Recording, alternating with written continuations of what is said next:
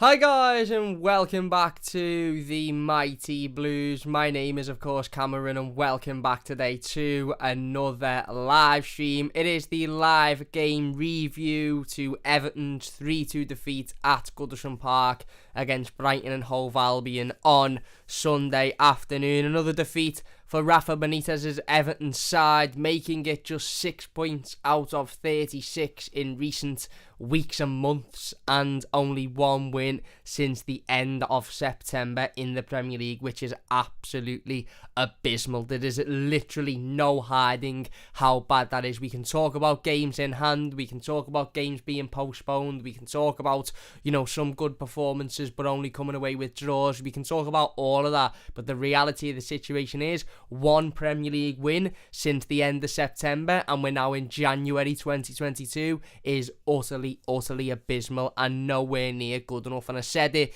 yesterday when we done the video talking about Nathan Patterson. I said it in the instant match reaction on Sunday. I said it in the player ratings on Sunday. I don't quite understand how Rafa Benitez has still got a job at Everton Football Club. I really don't. I think this form and our recent results and our recent performances would be enough to see most Premier League managers sacked for most Premier League clubs. We saw Nuno Espirito Santo sacked as the Tottenham manager weeks ago for less than what this is. We saw Ole Gunnar Solskjaer lose his job for less than what this is as well, and we've seen a number of managers across Europe and certainly in the Premier League over the years lose their jobs over what has been better form than what Everton are currently in at the moment. And I'm not one to just jump at saying a manager should be sacked, and I'm not one to, change my mind constantly on these types of situations, or flip, constantly on whether or not a manager should be here or shouldn't be here. But I just don't see a way forward with Rafa Benitez as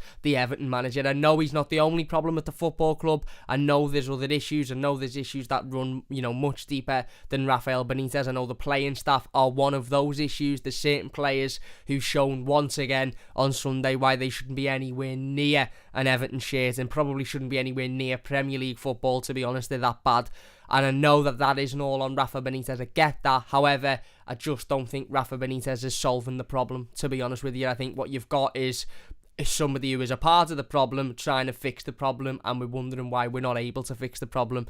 I just don't see a future with Rafa Benitez as Everton manager. I really don't. I don't see a way in which he wins the fans back now. Some of his tactical decisions are absolutely abysmal, and again, we're absolutely abysmal on Sunday. Some of his, his team selection decisions are a disgrace, and again, we're awful on the weekend as well.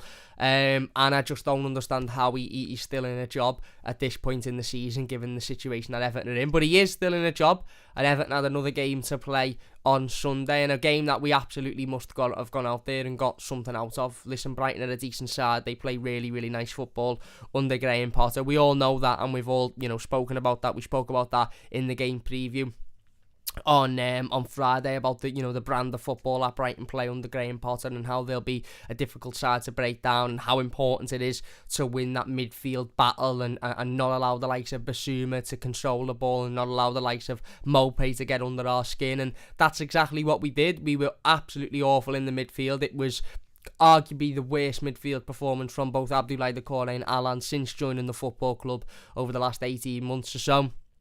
Brighton completely dominated in the midfield. We went with a back five and was still absolutely dreadful defensively, and there wasn't many positives to take out of the day. In fact, there was probably only two positives to take out of the day, and one of them was the fact that we announced and revealed the signing of Vitaly Mykolenko, and that had absolutely nothing to do with the game whatsoever. The second positive being Anthony Gordon. We're going to talk about Anthony Gordon a little bit later on in the live stream, getting his first two Everton goals, which was fantastic to see. And I actually think Anthony Gordon's performance was really good, to be honest with you. He was probably the only Everton player I'd say you could have left that pitch on Sunday afternoon with his head held high, firmly believing that he'd done all as he could to get anything out of that game. His first goal in an Everton shirt come with quite a lucky deflection, let's be honest, but his second goal was, obviously would have felt much better for him, and he would have got much more satisfaction from that. And it was a really good finish, gets in behind and obviously knocks it past the goalkeeper. But it wasn't enough, because defensively we were absolutely absolutely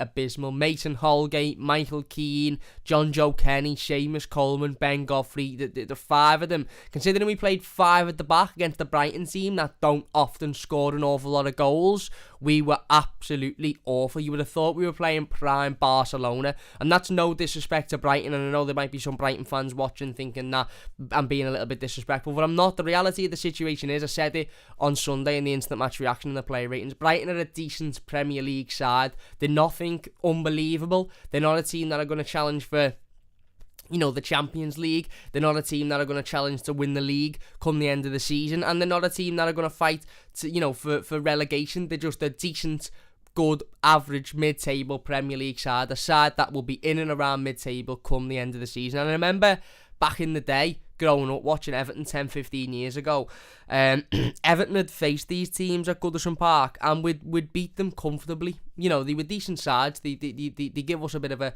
you know, a tough game, but more often than not, we'd be able to dispatch of these teams comfortably at Goodison.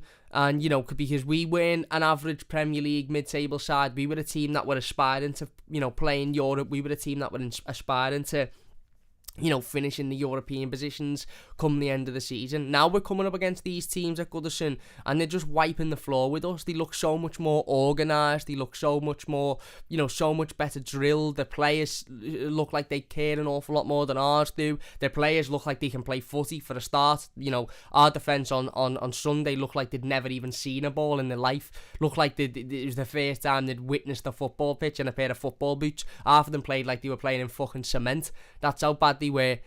And these good mid-table Premier League sides, again, that's absolutely no disrespect to Brighton. Brighton were fully deserving of their win on Sunday, worked really hard, as I said, play some really nice football under Graham Potter, and they deserved the 3 points. But Brighton are a decent Premier League side. They're nothing more, they're nothing less, and we made them look absolutely unbelievable. And that's because teams like Brighton, you know, and sides that, you know, aren't anything special but are just good, well-managed sides, will come and face Everton, and they'll be well-managed, as I said. They'll be well-drilled. You know, the tactics will be there. The players will understand what the manager wants of them. The players will understand what they've got to give, where they need to be positional-wise, what their role is, given 110%. You know, they'll be working hard. They'll be working towards a goal under the manager, and that is everything that Everton just don't seem to be at the moment. You know, there's a lot of, shall we say, disconnect between Everton Football Club and us Evertonians at the moment on the pitch, from the manager to the players to the, you know, the board and, you know, all of that sort of stuff. And I get all of that, but the players don't seem to understand what the manager wants of them, and the manager doesn't seem to have a plan. You know, I was sitting there in my seat on Sunday watching this game thinking, what is our plan? You know, what's our tactic? What's the, you know, what's our goal? What is the outcome of the way in which we're playing? You know, what are we doing effectively? What are we doing? What are the players doing? The players didn't seem like they understood what they were doing. The tactic very much seemed to be lumping up to Dominic Calvert-Lewin and hope that he can take it down and create something, and that has been the tactic on a number of occasions this season. It's just replaced Dominic Calvert-Lewin with somebody else, i.e., you know, it was, I can't remember which game it was. It might have been Brentford. It was lumping up to Damari Gray and hope that he can do something. He couldn't, and ultimately we lost that game.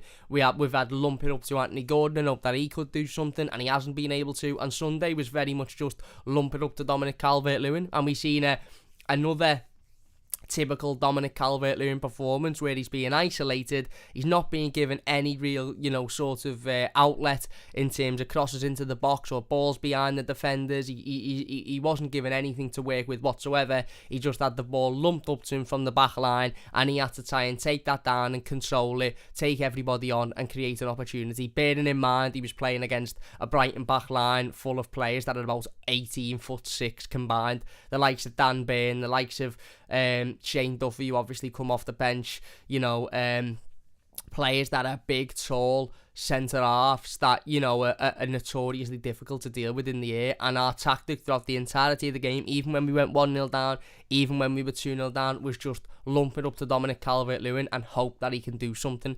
And when he wasn't able to do something, there was no plan B. We didn't change that. There wasn't, you know, again, we just looked lost. They just looked like there was no tactical prowess from the manager. It was just tactical ineptencies all over the pitch. The players didn't look like they knew what they were doing. They didn't look like they knew how to play football.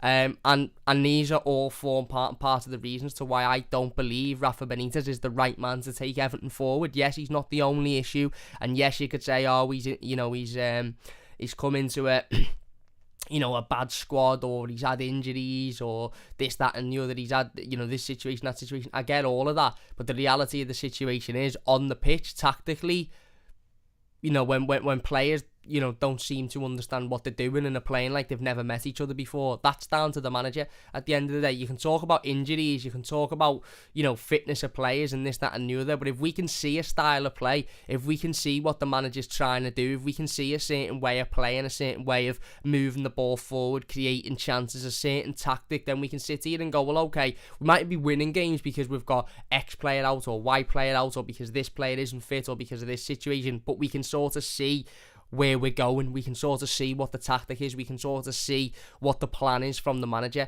I can't see any plan. I can't see any tactic. I just see a team that, almost like a bad Sunday League team. A Sunday League team that doesn't train. A team that turns up over a weekend, gets battered, and then goes, do you know what? We won't bother working on anything this week. Just turn up next Sunday and we'll see what happens. And then turn up again a week later and get battered again. That's what Everton seem like at the moment. There doesn't seem to be any cohesion. Doesn't seem to be any plan. Doesn't seem to be, any sort of tactical quality whatsoever. And we saw it again. As I said, Brighton are a decent side. They're not Manchester City, they're not Chelsea, they're not Liverpool, they're not an unbelievable world-class side. They're a decent, well-drilled, well-managed side. And they turned up at Goodison and just found it far too comfortable to play around us. And yes, you could say on paper, looking at the game in hindsight, it was closer, and had Dominic Calvert-Lewin had scored that penalty, it would have been a different game. Maybe we'd have got a little bit more momentum. I get all of that, but the reality is they still scored 3 goals that are just far too easy to concede. Defensively, we were a joke. We were an absolute joke. Let's go into the starting 11, then we'll start at about 1 o'clock when the starting 11 was announced, because what better place to start. If you're enjoying, by the way, so far, please hit that like button. 20 odd people watching. If you could get the likes up, that would be absolutely fantastic. If you are new to the channel, don't forget to subscribe. So we'll start with the starting 11 then. Rafa Benitez announced the team at 1 o'clock, and to, I think, a lot of Evertonian shocks, we were playing a 5 at the back system, a system that worked so well against Chelsea. Granted, we were playing Chelsea at Stamford Bridge, a Chelsea side that were in desperate need of points, a Chelsea side that will see themselves as challenging for the league title this season, certainly challenging for the Champions League, champions of Europe, and we were going away to Chelsea with such a depleted squad. No Dominic Calvert-Lewin, no back line effectively, no midfield. We almost had to play a 5 at the back, and it worked. Playing a 5 at the back at Stamford Bridge worked. We played really, really well. The young lads that had to step in done fantastic, and we battled and we got a good point out of it. But that doesn't mean that you then play that formation in every single game post Chelsea, because we done so well against Chelsea. There was no need to play 5 at the back against Brighton at home. Brighton are a side that before Sunday don't really score many goals. When was the last time Brighton scored 3 goals in the league? When was the last time Brighton went away and won a game by scoring 3 goals?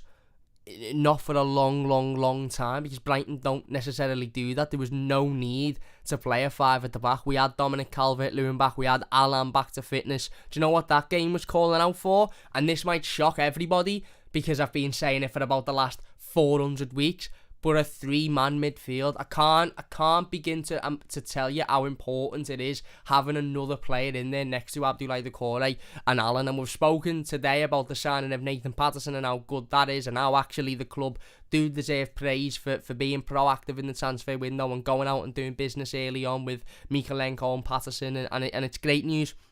It's great that we've managed to identify those two areas as areas we need to improve on, and we've gone out and improved on them so early in the transfer window. Now what I'd like the club to do, it's only the 4th of January, so there's still, 28 days, 27 days left of the transfer window. Plenty of time to go out there and identify a centre midfielder who can start week in, week out next to Abdoulaye Doucouré and Allan. Because you know what happens when you play a two-man midfield and Abdoulaye Doucouré has a shocker, which he's susceptible to. He was absolutely awful on Sunday against Brighton. He was awful. Don't get me wrong, I like Abdoulaye Doucouré. I think he's a brilliant player, and I think for the majority of his career at Everton, he's been very, very good. But he is susceptible, in the odd game to have an absolute shocker.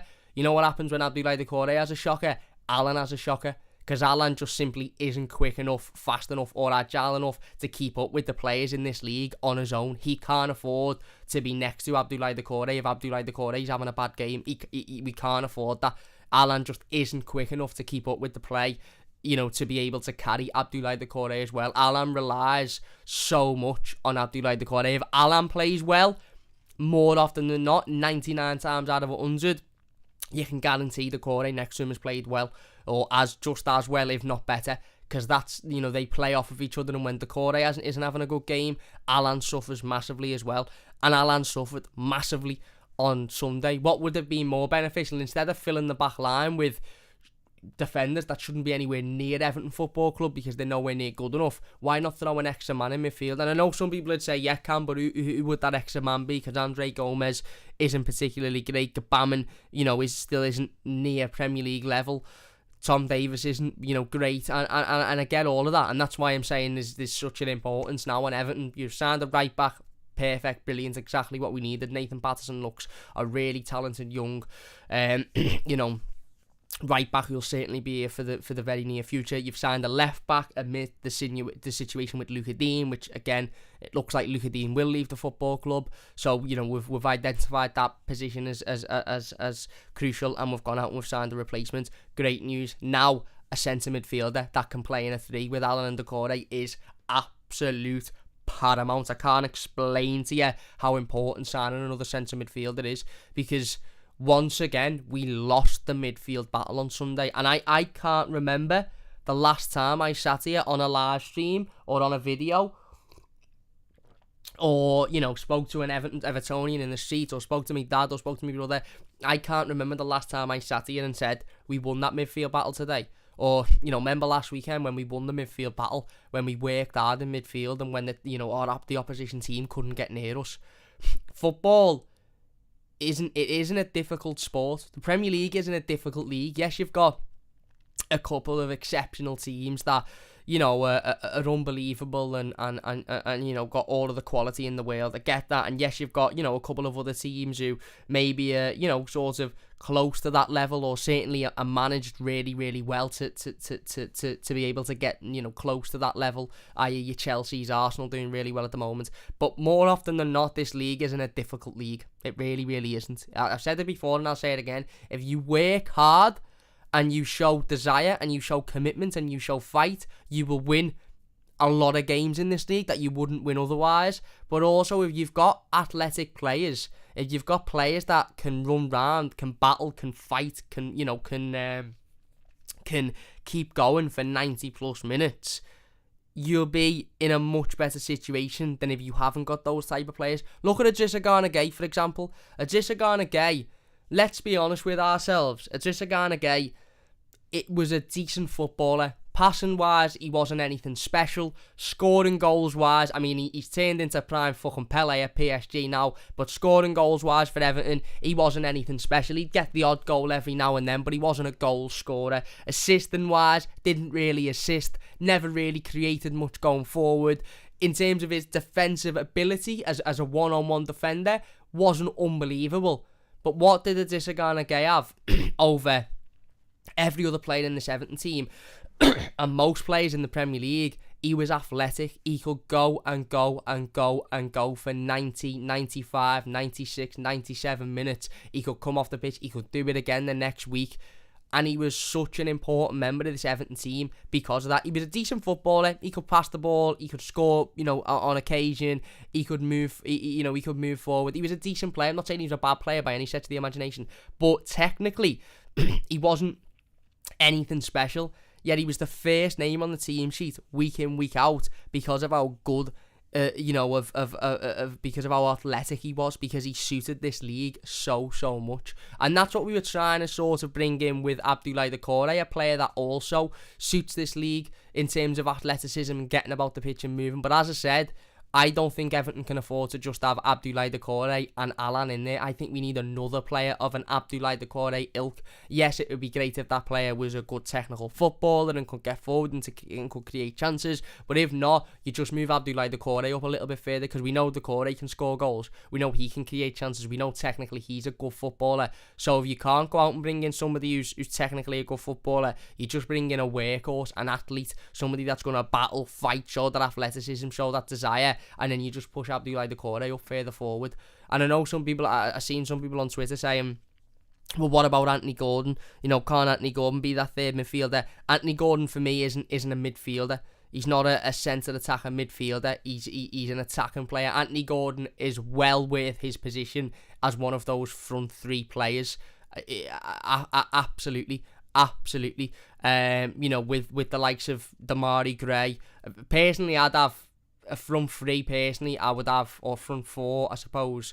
Well, no, it'd be a three, wouldn't it? Because it's on three in midfield. I'd have probably Calvert-Lewin, Richarlison, and either Gordon or Gray, depending on who's fit. And then you'd have your Townsend as your backup. But Anthony Gordon would certainly be in that conversation with Damari Gray to be the other one of that front three, but he's not a centre midfielder for me. He's not that third centre midfielder to play next to Allan and Abdoulaye Doucouré. I would rather have somebody that sits next to Allan and can help Allan out week in, week out, can defend, athletic, can get about the pitch, and then you push Abdoulaye Doucouré up and he becomes the sort of attacking the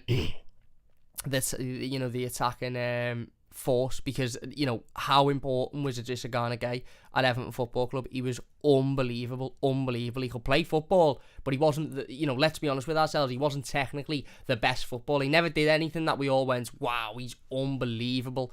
But he was always the most important player in this Everton team because of his work rate, his desire, his passion, and his ability to just go and never stop.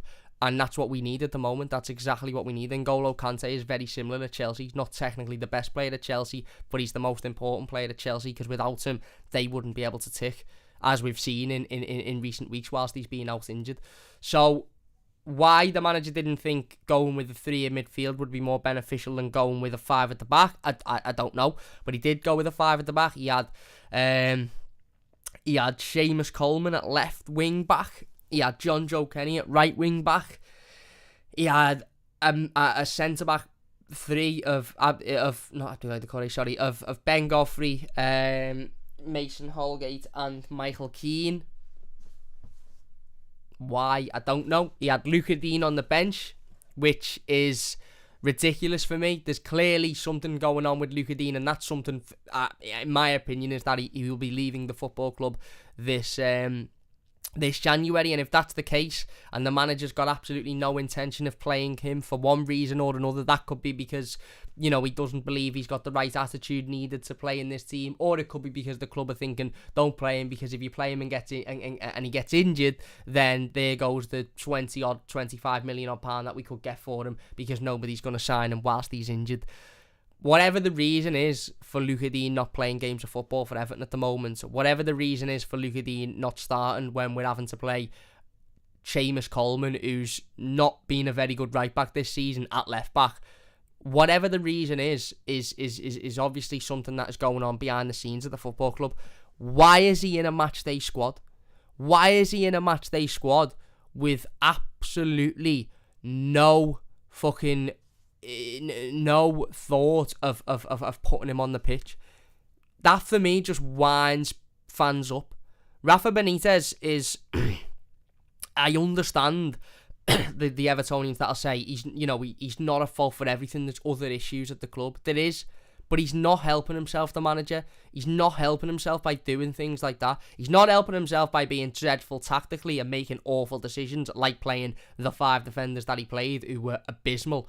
But he's not helping himself by having Luca Dean on the bench and then not using him. By having Luca Dean on the bench and playing Seamus Coleman, who's not been very good at right back this season, at left back, and John Joe Kenny, who, let's be honest with ourselves, as hard as he works and as much as he loves to tackle, he shouldn't be anywhere near Everton in regards to, how good he is as a footballer. He's not good enough to be at Everton. So if you're not going to involve Luca Dean and you're not going to play Luca Dean for whatever reason, whether it be his attitude isn't right, whether it be personal preference, whether it be don't want to, risk him getting injured in case it, risks a transfer, whatever the reason may be, don't have him in the matchday squad. It's as simple as that. Don't have him in the matchday squad. Don't put him on the bench and have him sent out to warm up and have us watch a defensive performance that was utterly abysmal and have him warming up on the sideline as if to say, well, this is what you could have on the pitch, but his attitude isn't good enough. If his attitude isn't good enough, don't have him in the squad whatsoever. Don't have him in the squad, and then at least we couldn't sit here. People would still say, well, you've got Dean there, not in the squad. But then, you could say, yeah, well, he's clearly not in the squad for a reason, isn't he? Don't have him in the matchday squad, giving the illusion that if he's available, if we need him, he's there, and then play an out-of-form right-back at left-back and watch us perform defensively like that. Because the impression Rafa Benitez is given by having Luca Dean on the bench and in the matchday squad and warming up is that he is ready to step in if need be. Now, how the manager could have watched how we performed defensively on Sunday and not felt like Luca Dean would have done a better job at left back. Luca Dean hasn't been great this season. Don't get me wrong, he hasn't been great this season. I understand all of that, and I understand if there's background issues, I get it. But having him on the bench and believing that Seamus Coleman can do a better job at left back than Luca Dean would is mind-bogglingly stupid decision making, in my opinion. And as I said, if Luca Dean isn't going to play in an Everton shirt ever again for whatever reason, don't put him in the matchday squad because you're just winding fans up. You're just winding fans up, and you're almost saying he's there if we need him, but I believe that this back line doesn't need him, when it was blatantly obvious that back line could have done with fucking me at left back over Seamus Coleman, and John Joe Kenny was there at times as well. It was baffling, and you've got Luca Dean on the bench, which just, it doesn't make sense for me. As I said, Rafa Benitez went with a back five. Abdoulaye Doucouré and Alan were in the midfield, and he had Anthony Gordon, Dominic Calvert-Lewin making his return, of course, with Demarai Gray as a front three. A very positive front three, actually, to be honest. A front three that, barring Richarlison, who obviously is injured at the moment, would have been a front three that you would see if everybody was fit. Certainly 2 out of the 3 players in Dominic Calvert-Lewin and Demarai Gray would be 2 of the 3 that you would see had the entire squad been available. So I'm not really willing to sit here and say, injuries, but we've got injuries though, because Demarai Gray and Dominic Calvert-Lewin would be in an Everton front three if everybody was fit, and Anthony Gordon should be in there at the moment on form because he's been brilliant recently, and he was brilliant again on Sunday. But again, like I said before, we lost the midfield battle. I can't remember the last time we sat here and spoke about Everton winning a midfield battle, and that's because the manager persists with the 2 in midfield, when we've sat here and said time and time again, it does not work. It simply doesn't work. Again, Alan relies so much on Abdoulaye Doucouré having a 10 out of 10 performance for him to be able to play well, because I like Alan as a footballer. I think he's got good work rate. I think he's got grit. He gets about the pitch. He can kick. He isn't afraid to kick people. He isn't afraid to put a challenge in. He wins the ball back. But let's be honest, on his own, he's nowhere near quick enough, young enough, or athletic enough to keep up in the Premier League. He absolutely needs Abdoulaye Doucouré to do that running around for him, and it's so big of a risk to only have the 2 of them in there, because they can be overrun so easily. So easily, because all an opposition team has to do is say, right, you make sure Doucouré can't get near the ball, you make sure Doucouré can't have an easy afternoon of it, and we'll just target Alan, and they'll know full well that Alan isn't quick enough or isn't athletic enough to keep up with that. Having a third man in midfield, offering that extra protection, and I get that we haven't got many other options in midfield. I get all of that. I understand completely that you could sit here and say, well, who's the third man, Cam? I get it. But I'd rather have put it this way, I'd rather have Tom Davies, Allan and Doucouré, or Gomez, Doucouré and Allan, or Gbamin, Doucouré and Allan as a midfield three than the five at the back that we watched on Sunday. I just would, because I'd rather see a midfield three, because I think the only way we win a midfield battle is with three in the middle, and we ain't going to win games of football until we start winning the midfield battle. But anyway, the manager didn't. He decided to go with five at the back. Again, five at the back at home to Brighton. Just let that one sink in. No disrespect to Brighton fans, but that is utterly baffling in my opinion. Utterly baffling. And almost instantly, upon the game kicking off, we go 1-0 down. First couple of minutes, ball comes in. Brighton play nice football, as Brighton do, as to be expected. You know what to expect with the Graham Potter side. Graham Potter's got this Brighton team, working really hard. And as I said, there's a plan, there's a structure, there's a way of playing, there's a way of working. All of those things don't seem to be in place at Everton, but they very much certainly are in place at Brighton. And within a couple of minutes, Brighton play some really nice football. They move the ball about well. It gets into Maupay, I believe. Mason Holgate and Michael Keane both run towards Neil Maupay as if they're 7-year-old Sunday League defenders who don't understand the premise of keeping your position and allowing your defensive partner to keep his position. They run towards Maupay. Maupay heads it over them. Michael Keane may as well be sat next to me eating a pie, because he's standing there and you can literally see him on the replay go and look over his head. The ball loops over the pair of them. It drops to McAllister. He runs on. Holgate has been dragged away from the situation. Godfrey it is who's actually the defender that Michael Keane runs towards, and McAllister runs onto it and volleys past Jordan Pickford, and all of a sudden within the opening couple of minutes we're 1-0 down. And again, I remember I was the other side of the ground, because I sit in the park end, and I remember watching the ball go in and thinking, please just be offside. There's not a chance that three centre-backs, one consisting of a 28-year-old Michael Keane, who's supposed to be a proven, experienced Premier League centre-back, who is old enough now to understand how to defend in a very basic level. There's no way that they've allowed that to happen without McAllister being offside and understanding that the flag will go up. What happens? VAR checks it for about 30 seconds and the goal is given, and you watch the replay again and it is just absolutely embarrassing. It's embarrassing. I can't begin to tell you how bad it is. And I know a lot of you will have watched the goal again, and I know a lot of you will have seen the replays, and that's you'll know this for yourself. You won't need me to say, but the level of defending from the three defenders, but specifically Michael Keane, is just woeful. Absolutely woeful. He runs away from the space that there's nobody in, space that could have been exploited by a Brighton attacker and was exploited by a Brighton attacker. He runs away from that space to mark a man that's already being marked, and all his Maupay has to do, very simply, is head the ball into that area.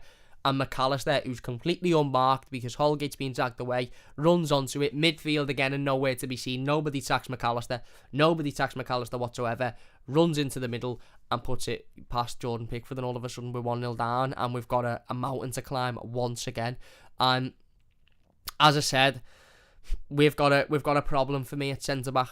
We've got a problem at centre-back for me. We've just signed a right-back, brilliant stuff. We've known we've needed a right-back for years and years and years, so that is fantastic that is over the line. Same with the left-back. We've known that if, the likelihood is Luca Dean will be leaving the football club in the very near future, so therefore we'll need a left-back to come in and replace him. We've signed Mikalenko, brilliant stuff. I think you have just spoke then about needing a centre midfielder, which we do, by the way. There's absolutely no hiding the necessity of a centre midfielder, but I think a centre-back might slowly but surely be creeping up on that list to being as important as a centre midfielder, if not more important. When you look at Yerry Mina's injury record, I think he's got 17 months left on a deal. Would the club be silly to give him a new deal? I think probably, given his inconsistency and given the fact that, you don't know from one week to the next whether or not you'll see Yerry Mina.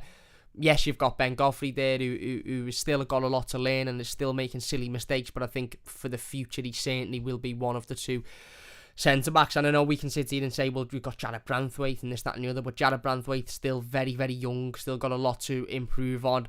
And the other the other two, Mason Holgate and Michael Keane, I just don't think are anywhere near good enough to play for Everton, to be honest with you. And ultimately, at the moment, the situation that Everton are in with Yerry Mina's injury record, one of Mason Holgate and Michael Keane, if not both, are going to have to start every single week for Everton.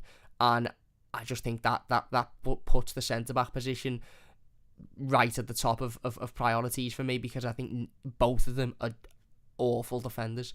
I really, really do. I think Michael Keane on his day, with the right partner next to him, i.e. Yerry Mina, can put in decent performances and can be, you know, a decent centre-half, a useful centre-half. But Michael Keane's a 28-year-old player who's been at the club for 5 years now. He shouldn't need to have a certain centre-back next to him to be able to put in a decent performance. He should be the centre-back that Mason Holgate and you know, Ben Godfrey think, well, if I'm next to Michael Keane, I'll put a decent performance in because he's solid. He should be the consistency. He should be the defender you know what you're going to get out of week in, week out, but he's not. And we can't afford to carry that for much longer. We certainly can't afford to have players like that starting week in, week out. If Yerry Mina was fit every week, then it wouldn't be as big of an issue, because I think every one of the centre-backs plays better when Yerry Mina's there, including Michael Keane. However, Yerry Mina isn't there, and hardly ever is there, because he's always injured. So there's a big decision to be made about Yerry Mina from the football club as well. But that first goal is just abysmal. Absolutely abysmal. I can't express to you how bad it is to concede. We then again, game kicks off. We will get in the live comments very, very shortly, by the way. So if you are watching live, get your thoughts in the live comments and we'll get involved with as many of them as we possibly can. If you're new to the channel, don't forget to subscribe as well. That would mean an absolutely massive amount to me. If you want to get your comments read out live, then get them in the live comments. As I said, literally takes a second to do, and we'll be reading as many of them out as we possibly can within the next couple of minutes or so. But game kicks off again, and you're thinking, right, can we go and get an equaliser? You know, a couple of minutes in, you know, New Year's, you know, day fixture. I know it wasn't New Year's Day, but you know what I'm saying. You know, pick your heads back up, start again, go and get back into this game and forget about it. But we didn't. Again, there didn't seem to be any urgency. There didn't seem to be any plan. There didn't seem to be any structure. There didn't seem to be any sort of, you know, there just didn't seem to be any tactical decision making from the manager. We didn't look like we had a way of playing. We didn't look like we had a system, a style. We just looked like we were 11 random people thrown together who've never met each other before, given a footy and said, yeah, go and play this Premier League game and go and beat this very well drilled side who know what they're doing, who've worked together for years, who, you know, love the manager and work for the manager. We look like a team that couldn't give a shit about the manager, couldn't give a shit about playing for their pride or their badge, and just overall a team of really bad footballers.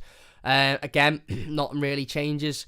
You know, we're trying to get forward, we're trying to create, you know, chances, we're trying to make something happen through Damari Gray, who's trying to make something happen desperately. Anthony Gordon is desperately trying to make things happen as well. Dominic Calvert-Lewin is just having the ball lumped up to him, not really being able to do much to it. And Brighton get a set piece, and I've said this before and I'll say it again, if you're going to guarantee Everton conceding a goal in any manner whatsoever, it will be a set piece. And what happens? The ball comes in. Once again, Michael Keane goes wandering, as do the other three centre-halves, and Dan Burn is left at the back post to nod it in. I thought the first goal was a bad goal to concede. I thought I was embarrassed watching the first goal. Oh my fucking God. If you haven't watched that second goal, go and watch it again and try and watch it without A, laughing, or B, putting your head in your hands, because it is absolutely, it's schoolboy. I've said this before, by the way, and people have criticised me for it, and people have said, don't be silly, Cam, that's disrespectful, it's Premier League football, this, that and the other. But I've seen Everton concede some goals over the last 12 months or so that had I have conceded, I used to play centre-back as a kid, not at any decent level, literally Sunday League level. What I was talking about before, turning up on a Sunday, more often than not we'd get beat, and then we wouldn't train, and then we'd turn up the next Sunday, and it'd be the same again. No semi-professional, no even quarter-professional, you know, just bang average Sunday League kickabout with your mates every Sunday. That was the level I used to play at as a kid. Had I have conceded that goal that Everton conceded, the second goal on Sunday, as a defender in my Sunday League team when I was a kid, I wouldn't have played for weeks. It's as simple as that. I wouldn't have played for weeks. And trust me when I say, if my old manager or any of my old teammates are watching, they might have a go at me for this, but trust me when I say we were shite. We were absolutely shite. However, had I have conceded that goal, had we collectively have conceded that goal, the manager would have absolutely roared at us. It was that bad. So when you say Sunday League defender and people go, don't be silly, Cam, that's disrespectful. It's not disrespectful, it's the truth. You would see better defending on a park on a Sunday morning than what was on display on Sunday at Goodison Park. Ironic. That second goal is woeful. Absolutely woeful. Again, all it takes is one corner, one flick header on, and Dan Burn to be stood. In fact, he is being marked. He's being marked by his own fucking player. Neil Maupay is marking him. Because the entirety of the Everton back line decides to walk towards the same player. Mason Holgate, Ben Godfrey, and Calvert-Lewin and Michael Keane all are marking the same player, while there's a fucking 17'5" centre-half stood on his own, completely onside at the back post. And the players are looking around after they've conceded as if to say, whose man's that? We can sit here all we like and talk about zonal marking or man-man marking or whatever type of marking you want to talk about. If your defenders are brain dead and fucking don't know how to defend, doesn't matter whether you're zonal marking, whether you're man marking, or whether you're, bloody one of them colourful markers that you used to cross your words out in school. Doesn't matter what type of marking you are, or whether you're permanent marking. If you can't defend, you can't defend. And that, again, was absolutely unbelievably bad. Unbelievably bad. Keane again walks towards an attacking player, a Brighton player, who's being marked by 3 players and leaves his own man at the back post. It's a simple flick on and Dan Burn stood on his own, and all of a sudden 4 Everton players are crowding this one Brighton player going, fucking hell, how did that work? Did they have more than one player, do they, in the box? It's almost like the players have gone, oh, fucking hell, yeah, I forgot that they could have more than one player in the box. So when I ran towards this fella thinking he was the only player in the box, there was actually a couple of other players behind me, and I've just left them free. What's going on? These are Premier League footballers. These players are earning hundreds of thousands of pounds a month each. Premier League football. What are they learning? And this is where I'm losing faith in the manager. You can talk about players being bad footballers and being bad defenders and this, that and the other, but one thing that you've got to give credit to Carlo Ancelotti, and specifically David Ancelotti, for is when Carlo Ancelotti was at Everton Football Club and David was at Everton Football Club, we had set pieces down to a T. We knew how to defend set pieces. We very rarely conceded them, and we had a system, we had a way of working. People criticised it, people didn't like it, but it worked. And we went from being awful at conceding set pieces to actually being relatively decent. I remember sitting here and saying, I remember, Everton being, conceding every set piece that come into the box. And now, we all of a sudden become good at defending them. And it's almost like the manager's come in, Rafa Benitez has come in this year, ripped that up, said to the players, don't worry about what this fella's just taught you, even though it's working really well. Forget all of that. And that's the manager's responsibility. Because had the manager have come in and said, just keep doing what you've been doing, keep doing what you've been taught, I don't think we'd see goals like this being conceded. So he's obviously come in and ripped it up and started to do his own system and started to do his own style. But what is that? Is that players running towards the ball aimlessly and leaving the men? Is that players just wandering off in the box and leaving people free? That's down to the manager. And again, that second goal was just utterly embarrassing. It was abysmal. I want to say, by the way, we will be getting in the live comments in a moment, so don't forget to get your comments in if you want to get involved. Andy has become a member of the channel. Thank you very much, Andy. Really, really do appreciate it. My mate, it means a massive, massive amount to me. Thank you very much. Really do appreciate that one. If you are enjoying, by the way, please hit that like button. Does only take a second, and if you're new, don't forget to subscribe. So Everton go 2-0 down. Again, another absolutely awful goal to concede. And at this point I was thinking this is game, set and match. I don't see I don't see Everton getting back into this game at 2-0 down. I just don't. And then all of a sudden that could change within a couple of minutes. We go up the other end, we actually show a little bit of attack, we actually show a little bit of fight, we actually show a little bit of desire, and we win a penalty. Anthony Gordon gets pummeled over in the box. At first, the referee doesn't give the decision. The crowd aren't very happy with that. I think the referee was awful the other day. I'm not blaming him. Don't get me wrong, I'm not blaming him, but I thought he was shite. And yeah, as I said, referee doesn't give it. The crowd react to it. VAR takes a look at it. The referee then goes over to the monitor, gives it upon it a second time looking, and then obviously the decision is given, and Everton instantly, after going 2-0 down, have got an opportunity to get a goal back. Everton have instantly got an opportunity to make it 2-1 about 5 or 10 minutes before half time, and really give ourselves a push, give ourselves that bit of momentum, give ourselves that bit of, you know, confidence to go and push for an equaliser and effectively start again and come into the second half with a fresh mentality. We win the penalty. Dominic Calvert-Lewin steps up. Cyber B, by the way, says, how do I become a member? It's the join button next to the subscribe button. It should say join. It's only 99p because it's the cheapest that I could make it. And yeah, I really, really do appreciate everybody that wants to become a member of the channel. Thank you very much. I think it only works on computers as well, or YouTube browsers. I don't think it works on like the YouTube app on iPads or iPhones, etc. I don't know why it doesn't work, but I don't think it does. Philip has also become a member. Phil, long-standing fan and viewer of the channel. Thank you very much, my mate. Really, really do appreciate it. Means a massive, massive amount to me. Thank you very much, Phil. Honestly, it means a lot. Really do appreciate it. And yeah, Dominic Calvert-Lewin, 4 months out, 5 months out of football. Obviously, we haven't seen him since late August, I don't believe. Steps up to take the penalty and rifles it over the bar. Yeah, listen, I love Dominic Calvert-Lewin as much as the next Evertonian. I really, really do. I think he's brilliant. However, having been out for 4 or 5 months from first team football, your first start in such a long time, your first appearance in such a long time, we're 2-0 down at home in a game that we really needed to get something out of. Ideally, we really needed to win. And you've stepped up to take a penalty and decided to try and rifle it into the top corner.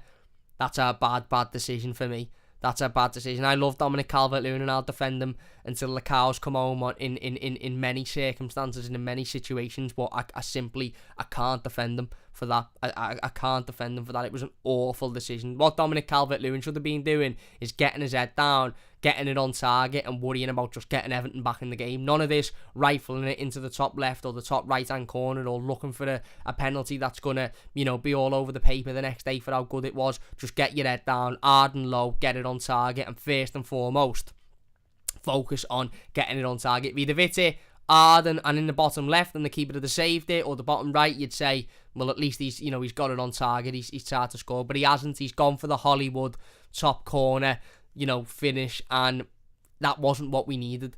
We were 2-0 down, the crowd was on the players, we would only just gone 2-0 down, so we had the chance to get right back in the game, momentum would have switched, confidence would have grown, and Dom himself, as I said, 4 or 5 months out the team, you would have thought that his first thought would have just been, let me just score this, let me just get me goal tally, back underway, get us back in the game and go again. But he hasn't. He's tried for the spectacular, and it was a really, really, really bad pen. And all of a sudden, Everton have gone from an opportunity to get back into the game at 2-0 down to, to still 2-0 down, a missed penalty at half-time. Players booed off the pitch at half-time. Performance, again, another one looking like we're heading towards another defeat. And fans vocally not happy with that, and rightly so, in my opinion. How can we be happy with being 2-0 down against Brighton with absolutely no plan, no structure, no tactic, no anything at Goodison Park? Let's get into the live comments then before we go on to talk about the second half, and before we go on to talk about Anthony Gordon and Anthony Gordon's performance, because I think that was the one sort of bright spark in Sunday's performance was Anthony Gordon. Ken says, should have played Dean and used the under-23s or front of 4-3-3 system at half-time. Rafford is arrogant. Semi says, I agree, but great for me on the pen. See, I don't have a big problem with Dominic Calvert-Lewin being on the penalties, because I think Dominic Calvert-Lewin should take our penalties, because he's our striker, and at the end of a year, when it gets to the Golden Boot arguments, and when, you're looking at the Premier League top goal scorers, often, those at the top of the table, whether they're strikers, whether they're midfielders, are the penalty takers for their teams. Typically, it's teams like Liverpool and Man United who get more penalties than anybody else, but if you're a centre forward, I think you should be taking penalties because it's more opportunities at scoring goals. So I've got no big problem with Dom taking the penalty. I just have a big problem with him trying to go for the Hollywood finish when we desperately just needed to get back into the game. Whammy says, I know it probably sound a bit mental at first, but get your heads around this. I would play players in their actual positions. I know, controversial. Mad, mate. Why would you do that? Why would we play Mykolenko at left back and Patterson at right back, where we've just signed them to play, when we can play Mykolenko in goal and Patterson at left wing back? Why would we play them in their right positions when we can play them out of position? Andy says, yeah, another decent shout. Semi, love Dom, but I don't think he's ever great at penalties. It's mad, isn't it, really? Because I think Dom had only missed, I think that was his first penalty missed for Everton. And maybe even his first missed since he's become a professional footballer as well. So it's mad. DCL had most goals without penalties last year. There you go, exactly. So I think he should take penalties, but there you go. Andy says, really was a shocking penalty, would have given it to Gordon anyway. Fair enough, get it on target at least. Says Jem, you've got to, especially when we're 2-0 down and we've just gone 2-0 down at home, and we've got this opportunity to instantly get back in the game and kill Brighton's momentum that they've got from the second goal. We absolutely had to score that pen. It could have been a turning point in the game. Jake says, can we have to be set up by Machiri's got to go, Rafa has to go, Tosin and Wobie and all them jokers who are completely shite, F off, just F off, Ken Wright. Listen, I know there's a lot of Evertonians that want everybody to leave at the moment, which isn't going to happen, but listen, as I said, there's a lot of problems with the football club that run deeper than Rafael Benitez. Semi says DCL is money on pens, but he hadn't played for months. Yeah, I agree. That's a fair point, to be fair. Maybe given the fact that he'd been out for so long and he was raw and, only just coming back. Maybe, yeah, I get that. But typically in any other situation, I'd have Dom on pens. Jebo says, what's happening, mate? We are the Blue Crew, says Semi. Good shout. Maybe I should call it the members the Blue Crew. That's a good shout, that. Well, Is Crew a little bit too sort of forceful, maybe? I don't know. Imagine Gordon bagged the pen, first Prem goal into a hat-trick. Yeah, would have been great. Ken says DCL's great at pens, just went for the top corner, which was probably a good idea, but just hit bad luck. I agree. I think he's great. He's good at pens. I don't think it was a good idea. I think he should have just gone hard and low and got it on target. But there you go. Andy says, bumped into Tosin at the Xmas market. Sound fella, to be fair. There you go. Stephen says, Cam, how would you set this Everton team up? Bro, keep up the good work. Thank you very much. I'd have 3 in midfield, 3 up front, 4 in the back, to be honest with you. The Mighty Blue Gang says, where me? Philip says, hey, Big Phil, we're in a proper club now. Well in, Philip. Philip says, there you go. Nice one, my mate. Wavy says, I don't know, Cypher, it don't work on who's going to do it on a comp. Oh yeah, it's all about the membership, there you go. Eugene says, get Rafa out as Everton manager and give the job to Big Duncan and Wayne Rooney. I don't think that's going to happen, but interesting. Don't worry, Cam, Keane, Wilds will score a worldie with his left foot so we can scrape a jaw. Oh no, wait. Again, why? I forgot about that. Nice one, Wayne. I forgot about that. Why is Michael Keane in the last minute of a game, when we're desperate for a point, shooting with his weak foot from 30 yards? I just can't. I can't. The November says, Cam, I met you at Wolves away on that terrible Monday night. Top lad, pleasure to meet you and have a pint. Keep up the good work. Thank you very much, my mate. Really appreciate it. Nice to meet you. It was a terrible night. Good trip, but awful game of footy. Keane is a bimbo, says Jem. Semi says, is right, there were 2 players unmarked at the back post. Literally anyone in this chat right now would have put one in on us. Yeah, spot on. Jem says, second goal was Keane's fault. You can see them ball watching from the corner kick. He never took his eyes off the ball. Yeah, and Semi says, Cam and Ned roundly defeated by the Toffee TV fellas in the crossbar challenge. Looked like fun. No, it was good fun. It was good fun. Don't think he'd come here even as a comfy retirement and will come on big wages, says Semi about Koulibaly. I don't think Koulibaly's coming to Everton, if I'm being honest with you. Whammy says, the Xmas market's in Istanbul. ESC Graphics says, Dean wins us that game. By the way, DCL was screaming for a ball from the left and had 2 right footers. DCL had absolutely no creativity all game. He had nothing. He had nothing coming in for him. Are we signing an attacker midfielder, says Cyber B? Who knows? Who knows? If you're enjoying, by the way, please hit that like button. It does only take a second. If you're new to the channel, don't forget to subscribe. Jem says, Andy, better be. What's these for not playing at all? And Jay says, DCL went for the Hollywood finish and we got the Rondon finish. I think Rondon would have done better, to be honest with you. And I know some people might disagree, but I think Rondon would have at least just gone and got it on target rather than trying to go for the top corner, which was just a ridiculously bad decision in my opinion. But anyway, let's get back to talking about the game, and then we will get back in the live comments. If you're watching and you're enjoying, by the way, please hit that like button. Don't forget to subscribe. Philip says Dizzy Pens was the best challenge ever. We didn't do Dizzy Pens, did we? Did we do Dizzy Pens? I can't remember. No, we didn't. We done left foot pens and right foot pens. I think the plan is to do it again very, very shortly, because I want me revenge. And I think it'd be good to have me and Ped, or me and Baz versus Ned and the other, mix it up a little bit. Where do you plan to sit in the new stadium, Cam says Jake? I don't even know. I don't even know what the name of the stands are. I know there's a north stand and a south stand, and I assume an east and west stand, but I don't know. And ESC Graphics says there's going to be a separate for Patterson. Separate what? We've just done a video, by the way, regarding the Nathan Patterson deal. So if you haven't checked that out, please do so after this live stream. 15 minutes long. Sit down and give my thoughts and opinions on the Nathan Patterson move. It is on the channel now if you want to check that out after this live stream. Anyway, let's get into the second half. Then Everton come back out. As I said, could have really done with scoring that penalty just before half time. Dominic Calvert-Lewin, for me, wrongly tries to go for the the Hollywood finish, and it would have been a really, really good opportunity for us to get back in the game and to come out in the second half and, have that momentum on our sides. Actually, as I said, not only would we have killed Brighton's momentum after just getting the second goal, but we'd have given ourselves, that momentum to push on, try and find an equaliser. And ultimately try and get back into the game, but we didn't. We come back out 2-0 down, and we do push forward a little bit. Anthony Gordon starts to grow into the game an awful lot. As I said, Anthony Gordon for me worked tirelessly hard throughout the entirety of the 90 minutes, battled, fought, tried to create chances, tried to get the ball into Dominic Calvert-Lewin. Dom, again, for the rest of the game, was very, very, very quiet. And I don't particularly blame Dominic Calvert-Lewin, because I think that a lot of the tactic from Rafael Benitez was lash it to Dominic Calvert-Lewin and, hope that he can take it down and take on the world and score, which was never going to happen.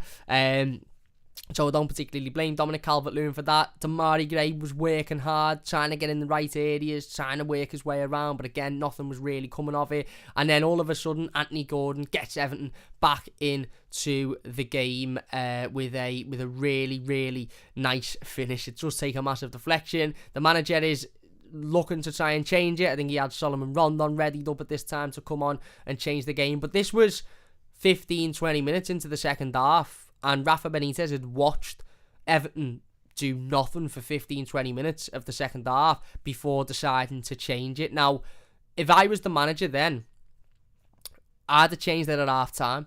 I'd have ripped the five at the back all to bits, and I'd have put another centre forward on next to Dominic Calvert-Lewin to give him a little bit more room. I'd have probably rather have had Dobbin or Sims on than Rondon, because Dobbin and Sims proved in the game against Chelsea that they provide more than Rondon has proved in any performance that he's put in an Everton shirt so far. But I'd have changed it at half time. Had we have gone in at 2-1 and scored the penalty, then I'd have given it 10 or 15 minutes to see what happens and then changed it. But given the fact that we missed the penalty and we went in at 2-0 down, why he didn't change it at half time is beyond me. What he saw out of that first 45 minutes that made Rafa Benitez believe that we could come out and generally change that game without any changes is baffling for me. And again, he watched the second half for 10 or 15 minutes. Nothing was really happening. Brighton again were getting forward. We weren't really getting involved. We just looked defeated. As I said, they looked like there was no plan, no structure. It looked like it was game over at this point. But he does actively look to try and make a change. However, just before he does make the change, Anthony Gordon, with a really, really good bit of play, cuts in down that left-hand side, gets a shot off, and it takes a massive deflection, but it goes in. All of a sudden, it's 2-1. We're back in the game. And Anthony Gordon had done this on a couple of occasions. He'd done it in the first half once or twice, where he burst forward and he was having shots at goal. And I don't mind that. And everybody around me didn't mind that either. Okay, the shots weren't particularly getting on goal, or they weren't really threatening, Brighton's goalkeeper, but it was the intent behind them. It was the fact that Anthony Gordon was getting forward, he was trying to make something happen, he was trying to create something, and that's why I think we've got to be so positive about Anthony Gordon's performance on Sunday, because although Everton was so bad, and defensively we were so bad, he was the shining light, he was the spark, not only his 2 goals, but his desire to try and get us back into the game. He looked on Sunday, and albeit Damari Gray was okay as well, but he looked on Sunday like Anthony Gordon, like to be the only Everton player who, ultimately was pushing to try and get us back in the game, was threatening and was causing Brighton problems. It wasn't afraid to have a shot, even if it was from 15-20 yards and very unlikely to go into the back of the net. He still had a go, he still tried to make something happen, he still put himself out there, and that's what the goal was. That's what the first goal was, getting to the edge of the box and having a shot. Yes, it was, it took a massive deflection, but if you don't shoot, you don't score. And Anthony Gordon, as I said, he had a couple of them in the first half where you're thinking, okay, it's not a great chance, but you've had the shot, you've had the goal, can't complain with that. And he has one in the second half, as I said, cuts in, gets a shot off, it takes a massive deflection from the defender, but it goes in, and all of a sudden we're 2-1. Anthony Gordon's got his first Everton goal. You could see in his celebration how much it meant to him, and we're back in the game. We've got a lifeline. And you know what the worst thing about it is, and the most horrible feeling about it, is I turned to my mate who was sat next to me and I said, false hope this. This is false hope. Any other Premier League team in that situation would have got their head down, would have put the pressure on Brighton, piled the pressure on them, piled the press on them, got forward. The manager would have brought on another 1 or 2 attacking players, and they'd have gone out and got back into that game, got an equaliser, and then gone and got a third and won the game at home. Brighton would have been feeling the pressure. If it was Everton away and we were 2-0 up and conceded a goal with half an hour to go, 25 minutes to go in the second half, I'd be thinking, right, we're going to get it lashed at us now. We've just got to cope for the next 20-odd minutes. But we don't. We just, again, we have a little spell of 5 minutes where we do a bit of running around. We work a little bit hard. We give 5% more than what we were given in the first place. And then we just revert back to typical what it was beforehand, not really working that hard, not really battling, not really fighting, not really doing much at all, just back to the usual what it was beforehand. And Brighton again then become comfortable. Brighton again then sort of settled down and thought, well, okay, they've got a goal back, but they haven't really pushed for an equaliser. They had a 5-minute spell where they ran around a bit, but didn't really push to get back in the game.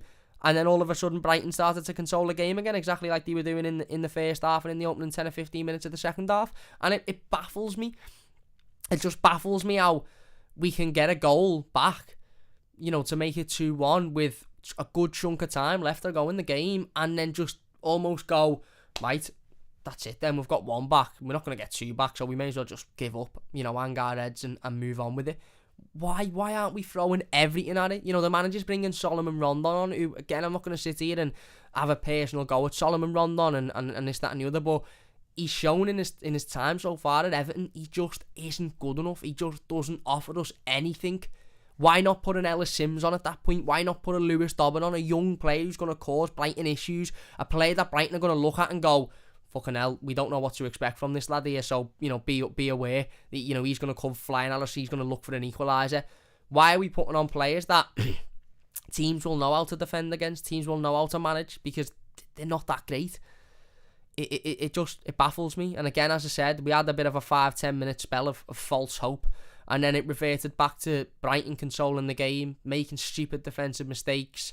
They go up the other end of the pitch. Mopé gets 1-on-1 with Jordan Pickford, I believe. Mason Holgate, to be fair to him, makes a decent tackle. A decent 1-on-1 challenge. But in typical Everton fashion, we give Brighton another chance. And this time, I think it's Trossard rifles it into the back of the net. And all of a sudden, we've gone from 2-1 and actually a good chance of getting back in the game and getting something out of the game to 3-1, dead and buried, and game over. And you're sort of thinking, why are we like this? Why are we so defeatist? Why do we give up so easily? And I do think a big reason and a big part of the reason is because the players just simply don't understand what the manager wants of them. There's no tactics, there's no system, there's no style, there's no way of playing, there's just nothing there. So when you do go 2-1 up, when you do go 2-1 down and you have that little bit of a 5 or 10 minute spell of urgency, you can't capitalise on it because there's no structure. There's no style. There's no way of playing. There's no system to work towards to go and get an equaliser. It's just, we'll run around for 10 minutes, but then we'll all go, actually, what the fuck are we doing here? What's the plan? What's the goal? And I think, and again, that falls on the manager. That falls on Rafa Benitez. So we go 3-1 down. Again, game, set and match for Brighton. Trossard with a really, really nice finish. It is a really, really good finish, to be fair to him. But then we go up the other end. We get a second. Anthony Gordon again. We decide to finally play it across the floor. It's only taken us 79 minutes to understand that Brighton's defenders are 18 foot and therefore you're not going to win anything by putting it in the air.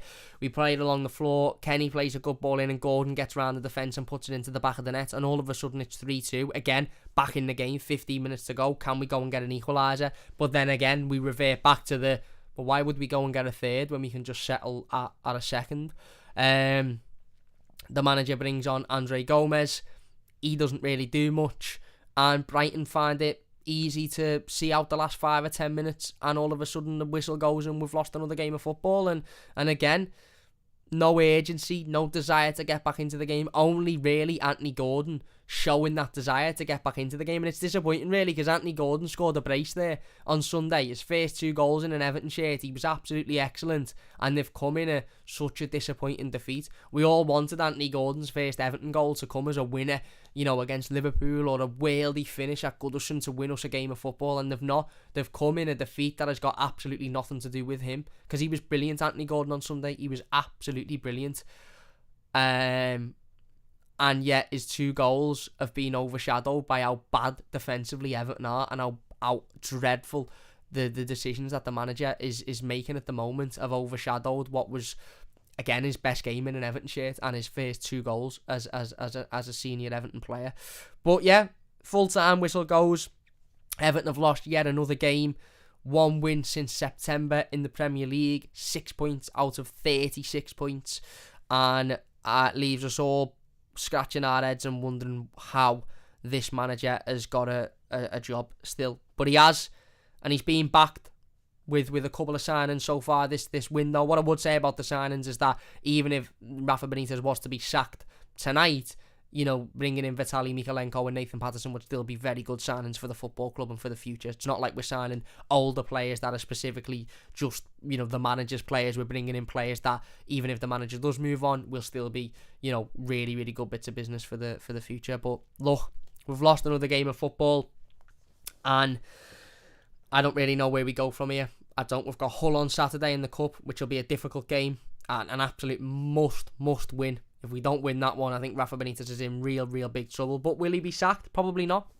Probably not, because I think Farhad Moshiri cares more about not being proven wrong than he does about where Everton Football Club are or the situation at Everton at the moment. But there you go. Let's get into the live comments then before we finish up. Jem says, Whammy, I know he's a proper idiot, Inspector Clouseau.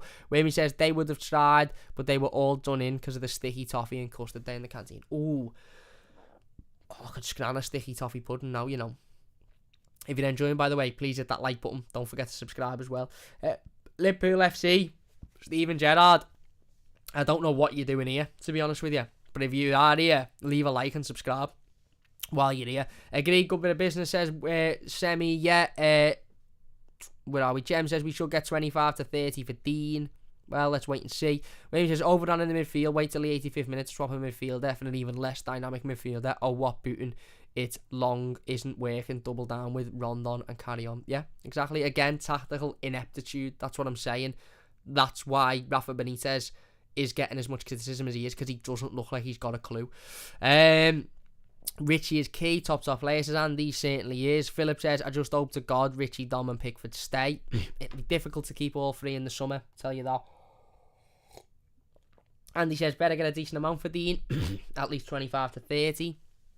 Well, we'll wait and see, won't we? Whammy says, never at any point were we doing anything but losing that game. And if we had a hope that Rafa is a genius, so that to fixing that, what Kenny getting an assist? How dare you get off for Coleman? Yeah, well, there you go. Jem says, seeing him outside the bank thinking that a blind man wasn't the lookout for the bank being robbed. I don't know who you're referring to there. Tossing as well, says Semi. Hammers wages, says Philip. Yeah, must be with Dean leaving, with Hammers leaving, Dean money and a few others. Yeah, there's money has become available through a couple of players leaving, and I think the club probably are bagging on getting something back for Luca Dean. Andy says, how come we can spend like 40 million now, we couldn't spend the fiver together in the summer? Is it just the money saved on wages? Again, probably, yeah. And transfer fees. Don't forget, we've got a fee for Moise Keane. We've had James leave very, very recently. The club probably are bagging on Luca Dean leaving as well. So there's various things that go into that. Agree, Philly's boss and improving still, says Jem. Is right, says Phil. Glad Gordon scored. He needed to score, says Wormy. Yes. Philip says Anthony really looks part. He's lost a few pounds in weight. He's very aggressive. He's not afraid to confront other players. He's going to be a top footballer. I agree.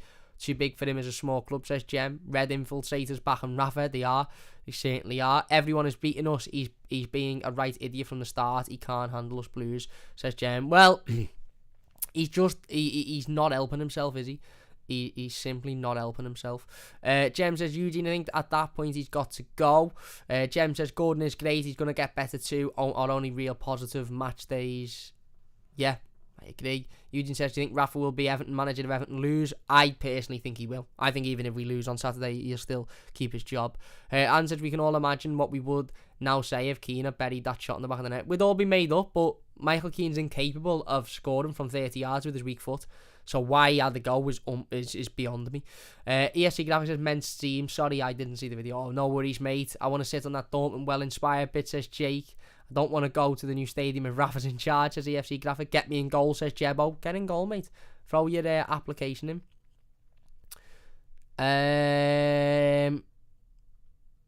Is right, Stevie La. Rafa doing a brilliant job. Is right, mate. Is right.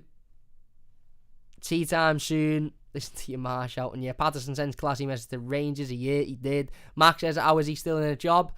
Your guess is as good as mine, my mate. Your guess is as good as mine. Let's go to the top then. Mr. Hove says, hi, Cam. Stephen says, we're awful. We are. Everton defence has now got competition, thankfully. ESC Kelly says, even without some of our key players, it's inexcusable to be bottom of the league on form. It's madness. We must be bottom of the league on form for about the last 2 months.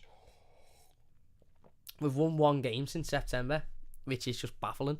I think he will recall Nkunku, says Abby. I don't. Jem says, Sky Sports reporting no Dean deal to Inter Milan because they want to swap or a loan. Yes, that is true.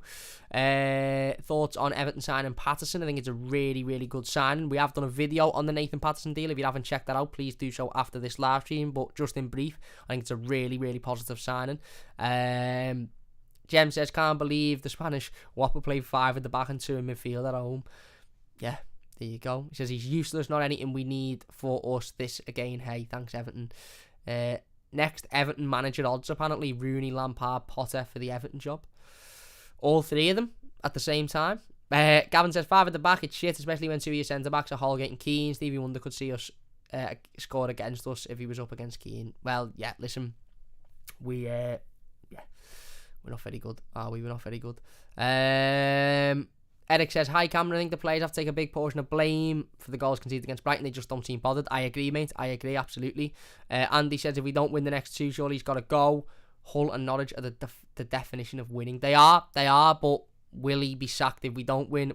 I'm not so confident, to be honest. And Faz says, Mina, legs like Barley, Keane, brain dead Allgate, masquerading as a pro footballer. We definitely need a centre-back. Yeah, well, there is definitely a strong argument out there to say that we do, isn't there? There certainly is. Anyway, look, we are going to finish it up there then. Another defeat for Everton. As I said, 1 win since September in the Premier League, 6 points out of potential 36. I don't know where we go from here. It's all well and good saying, yeah, Cam, but if we win our games in hand, then we're back, towards the top end of the table and this, that and the other. But I'd rather have points on the board than I would game in hand, to be honest with you. Because if you were to ask me now, Cam, are you confident that Everton will beat Leicester at Goodison? Absolutely not. Are you confident that Everton will beat Burnley at Turf Moor? Absolutely not. And are you confident Everton will beat Newcastle? Not at the moment, to be perfectly honest with you. So the games in hand are useless to me. They mean absolutely nothing. The form that we're in at the moment is dreadful, absolutely dreadful, and I don't see a way out of this. I certainly don't see a way out of this with this current manager. But there you go, another defeat, and we move on to Hull now, which is on Saturday and an absolute must win. Richard says, Anthony Gordon is just about the only positive news you can say about Everton at the moment. 1 win, 3 draws and 8 defeats from the last 12 matches. That's relegation form. All the best, bud. It certainly is. Thank you very much. All the best to you as well. Benitez, Calm Inspector Cluso says, Jem. William says, Godfrey, I think, is still a good player, but he's needed to play left centre-back, and that's it. Let the lad settle into a position. Yeah, I agree. Stephen says, why doesn't Rafa Benitez just watch your channel and learn something? Obviously doesn't feel like he needs to. Faz says next to are Hull and Leicester. They are Leicester on the 11th, of course. And see about the Toffees. Have a good night, says Eugene. Anyway, look, we are going to leave it there then. If you have enjoyed this one, please do hit that like button. It does only take a second. And if you're new to the channel, don't forget to subscribe. Pardon me. Massive thank you to everybody for watching and getting involved in the live comments. I really do appreciate it. And if you're watching the YouTube video, leave your thoughts down below in the comments and we'll get involved with as many of them as we possibly can. If you're new to the channel, don't forget to subscribe. Don't forget to leave a like if you've enjoyed it as well. As I said, we have just uploaded a video earlier on today talking about Everton signing Nathan Patterson and giving my opinions on that one. So please do check that out if you haven't already. Philip says the best fan channel out there. Looking forward to buying you a beer up the Toffees. Thank you very much, Philip. Really do appreciate that, mate. It means a lot. Massive thank you for watching. Leave a like if you've enjoyed it. Subscribe if you're new. And we'll see you soon on the Mighty Blues. Take care. See you after.